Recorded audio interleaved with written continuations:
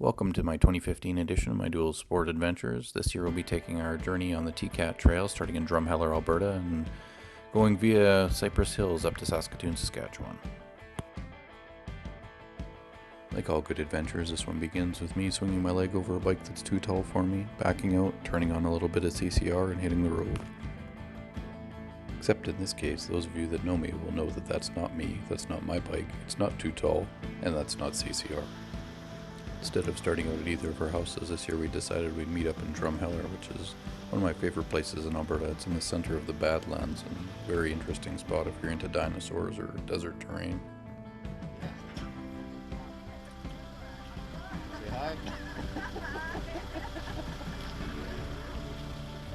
Just a little bit to the northeast of Drumheller, there's a canyon called Horse Thief Canyon, as shown here.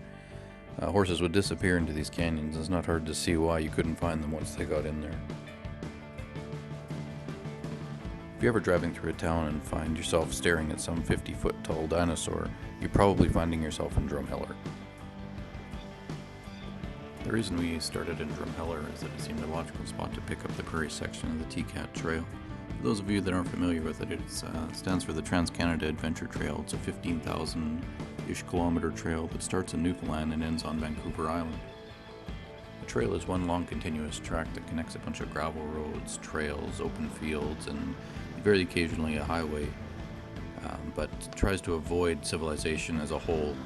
Can be a little bit antisocial, but if you're looking for a nice quiet place to journey, it's one of the best trails that I've been on that way. You do have to plan carefully for fuel, as the stops can be few and far between, but everything is well marked on their maps that you can find if you go on to the graveltravel.ca website.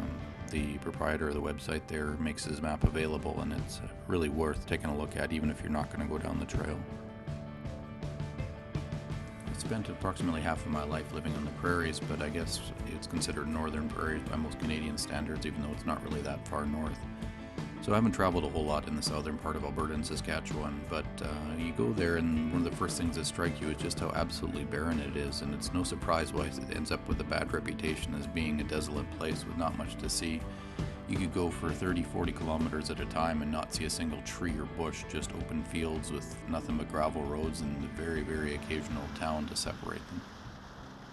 One of the most interesting components we saw along the way was these canal systems that connected a lot of the fields along for irrigation. They started up in a major lake, and then these man-made rivers that were surprisingly deep and wide would run for hundreds of kilometers. You never did get a complete mileage, but through one of the districts I remembered seeing a sign that it was 300 plus kilometers of these canals. And it'd be interesting sometime to go back and see exactly how long it took them to build these things, because it's quite an engineering feat. For the portion of the trail that starts southeast of Calgary and heads towards Medicine Hat, a lot of the road that you end up on are these canal roads that run right next to those rivers. They're surprisingly mesmerizing. You just kind of get into a rhythm because you don't have to worry a whole lot about other traffic, because there's really nothing that crosses them. You don't see any towns, any houses, anything really. Heading southeast from here, you headed in and out of the Badlands canyons. It has the Bow River going along the bottom. You'd end up with these 1,000-foot drops. That hillside that we just came down was a good example of it, but you go in and out of it and it adds for some really interesting scenery. It's a stark contrast to the absolutely flat and barren prairies around. There's quite a lot of vegetation along the river, and it's a nice break from the open, smoking hot terrain. For the most of the days we were out on this trip, particularly the first 2 days, it was 35 degrees Celsius, so we were baking pretty good without any cover and shade or cool spots to cool down a little bit. Off to the side here you can see what I've tentatively identified as a pronghorn antelope. He was racing me for probably the better part of a kilometer. They're surprisingly fast, although granted there's not a lot in his way.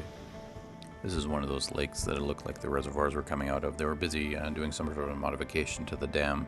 Unfortunately, it also kind of rode the trail, so we had to go back and forth over this thing 3 or 4 times before we could find the trail exit, and even then we ended up on the wrong side of the canal, so we had to make some quick navigational changes.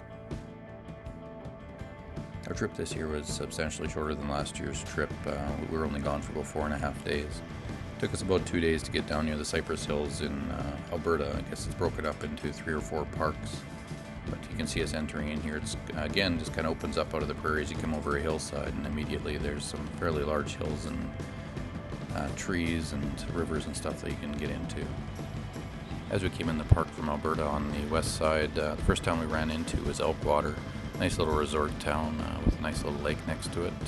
Be an interesting place to go back and camp. It seemed like it was pretty well set up and pretty stocked for amenities. Fun fact for the day is Elkwater is in fact at the same altitude as Banff. Most people wouldn't think of that being out on the prairies, but Cypress Hills actually go up to an elevation of almost 5,000 feet near Fort Walsh. As you exit Elkwater, you climb up probably another 800 or 900 feet through this nice little winding road, although the road's in pretty rough shape, before you get to the plateaus at the high end of the Cypress Hills. Spent quite a lot of time up there just crossing over these oddly shaped fields where there's dense forest followed by just absolutely massive open fields. I'm not sure if it's natural or not, but it doesn't look like it's been cultivated or farmed. Once inside the park, you do go up and down the hills quite a lot as you pass through the mountains. The road system in there is all gravel, and there is some steep terrain and some washboards, but it's surprisingly well maintained considering it's more of an off-road park than an on-road. There's some campgrounds that pop up at some very remote locations that seem to be very well kept. It's been our experience in the past that a lot of these provincial campgrounds really are gems. You just need to be able to find them.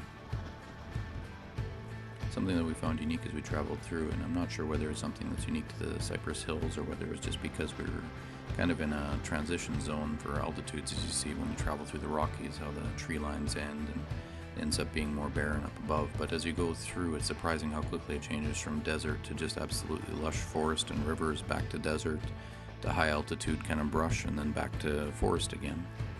To change things up a little bit from our last adventure, Thomas did most of the navigating. As a net result of this, he was the lead rider, and I got to relax behind him a little bit. But it ended up being a little bit of a misfortune on my behalf, as with the combination of the dryness, the heat, and the altitude change, I ended up with a big nosebleed at this river crossing here. It turned out to be our only really misadventure in this trip, but unless you have to have one on every voyage, otherwise it's not really an adventure. One of the best parts of these adventures into the unknown is being able to see parts of Canadian history that you wouldn't come across otherwise. While we're on this journey, I learned about the Fort Walsh Massacre, which I had never heard about before, but in the 1870s, what started out as a little bit of horse thievery ended up in over 20 Assiniboia natives being slaughtered, and a couple of American wolfers as well. It's one of the biggest massacres in Canadian history, and something that happened in Saskatchewan, although I'm not really sure that's something to be proud of. I think more than anything, I'm surprised that even having been educated in Saskatchewan, I never heard of it. You wonder why these things end up being hidden instead of being taught to future generations. The Cypress Hills Park in Saskatchewan is divided into two parts. There's the east and the west section. There's about 20 kilometers in between. End up driving through this, what I assume is some sort of a community pasture. That's surprisingly barren but hilly. As a general rule, we try to avoid fields where there's cattle in there, but the gates were open and we were substantially into it by the time we came across these cows, so we try to be as respectful as possible as we go through them. We're very thankful that these trails remain open for us to go through. There was a lot of trucks and other people on it as well, which was a little surprising to me, as it didn't seem like a road that would be very friendly to your vehicle. On the east side of the park, we came across this little village on the Saskatchewan side, and even on Google Maps it doesn't really show up with any sort of a name, although I'm sure it had one. But most importantly, it had ice cream and a nice place to stop for a little bit.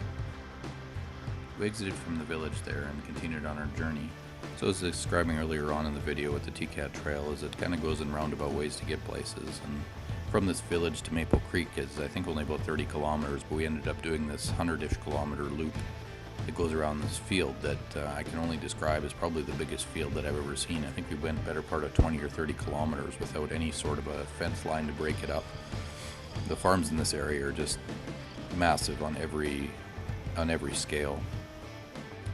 This is the point of the video where I get to complain a little bit. Here you see us coming into the campground at Sask Landing. A beautiful place, again, kind of just pops up out of nowhere on the prairies next to this lake.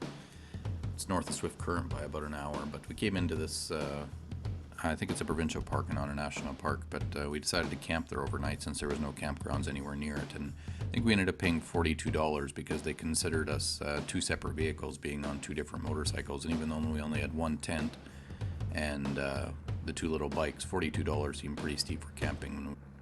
Here we have our one staged photo for the journey, but I think it turned out well. though I can't help but thinking that we needed a little bit of Jaws music in the background. And here we are again, finding ourselves at the end of the journey, coming back to my house in Saskatoon. I hope that you've enjoyed the trip as much as we did, and hope you have a good night.